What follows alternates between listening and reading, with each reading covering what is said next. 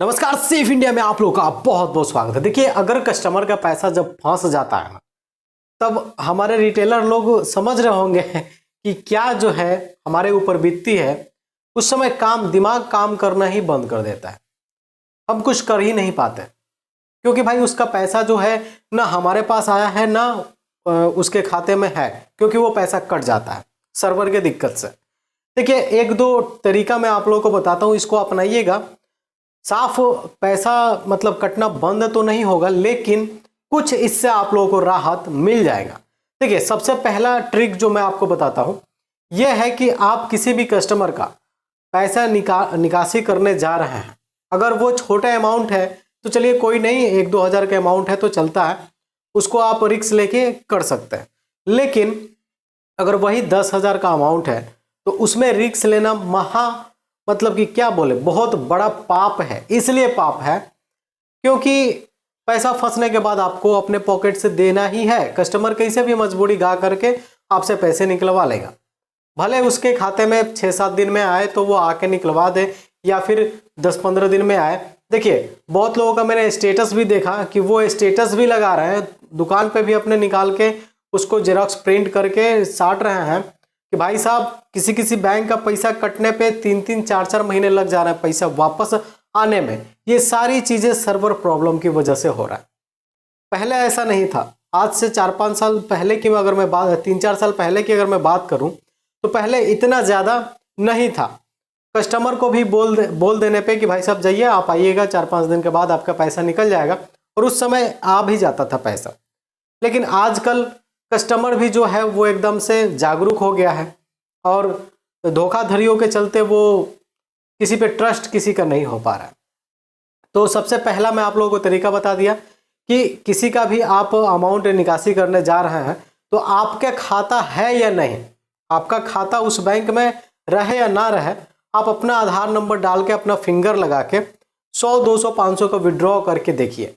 अगर वो कुछ देर तक घूमने लग रहा है, कुछ देर तक सर्चिंग करने लग जा रहा है, तो सोचिएगा कि उस केस में अगर आप किसी का पैसा निकालिएगा तो 100 में से 80% चांस है कि पैसा विड्रॉ नहीं होगा और वो फंसने का चांस उसमें रहेगा। ये एक अच्छा तरीका है, मैं भी इसको अपनाता हूं। और दूसरा तरीका, फिनो बैंक के जो भी सीएसपी संचालक होंगे, चलाते होंगे, उनको पॉपअप करता है। जैसे कि आप लोग मेरे यहाँ पे वीडियो जो चल रहा है उसको देखिएगा, वहाँ पे क्या होता है कि फिनो बैंक ऊपर में लाइनिंग में लिख देता है। जैसे आप आईपीएस वाले ऑप्शन पे क्लिक करके जाते हैं तो लाइनिंग में लिख देता है कि इस बैंक का सर्वर जो है अभी आईपीएस डिसेबल है, या फिर आप जैसे नाम डालिएगा तो आईपीएस डिसेबल करके लिख देता है फिनो पेमेंट बैंक में। तो उस केस में आपको वहाँ से भी पता चल जाता है। और कभी कभी क्या होता है कि जैसे इस वीडियो में मैं आपको दिखा रहा हूँ कि वहाँ पे लिखा हुआ है, जैसे कि 2-3 दिन पहले, ये 3-4 दिन के लिए ऐसे हो गया था कि ग्रामीण बैंक और यूनियन बैंक ऑफ इंडिया का पैसा लिंक रहने के बावजूद भी उसका पैसा नहीं निकल पा रहा था, और ज़बरदस्ती करने पे फंस भी जा रहा था। जैसे कि आप लोग देख रहे हैं यहाँ पे फिनो बैंक ही वहाँ पे है। मैं फिनो बैंक से ज़्यादातर मेरे पास काम होता है, तो वहाँ पे एसबीआई डालने के बाद लिंक आईपीएस डाउन का कोई ऑप्शन नहीं आ रहा है, मतलब कोई पॉपअप नहीं आ रहा है। लेकिन अमाउंट डाल के विड्रॉ करने जाइए तो वो गोल गोल घूमते रह जा रहा है। सेम यही case union bank of India के साथ हो रहा है।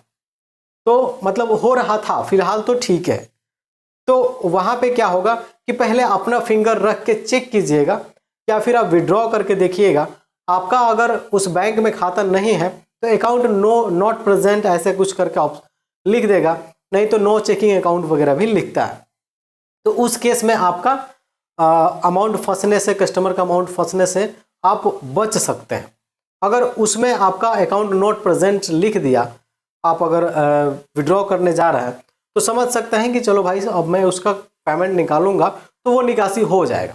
इसलिए हो जाएगा कि सर्वर काम कर रहा है, तभी आपका नो चेकिंग अकाउंट बताया, या फिर अगर आपका उसमें खाता रहेगा, आधार से लिंक रहेगा, तो वो आपका निकासी हो जाएगा। आपका निकासी हो जाएगा तो फिर वैसे कर दीजिए, निकासी कस्टमर का भी कर दीजिए। तो ये 1-2 तरीका ऐसे हैं जिससे पूरा बंद तो नहीं कर सकते हम लोग पैसा फंसना, सर्वर डाउन का ये जो मामला है, लेकिन कुछ कम हम लोग इस तरीके से कर सकते हैं। मैं खुद करता हूँ और 20 बार आप लोगों को बताता हूँ कि जो मेरा पर्सनली ये एक्सपीरियंस होता है, वही मैं आप लोगों के साथ शेयर करता हूँ। कुछ बनावटी कुछ नहीं होता मेरे वीडियो में। तो इस वीडियो में बस इतना ही, फिर मिलते हैं अगले वीडियो में। इतना वीडियो यहाँ तक देखने के लिए आप लोगों को दिल से धन्यवाद। फिर मिलते हैं अगले वीडियो में, तब तक के लिए नमस्कार।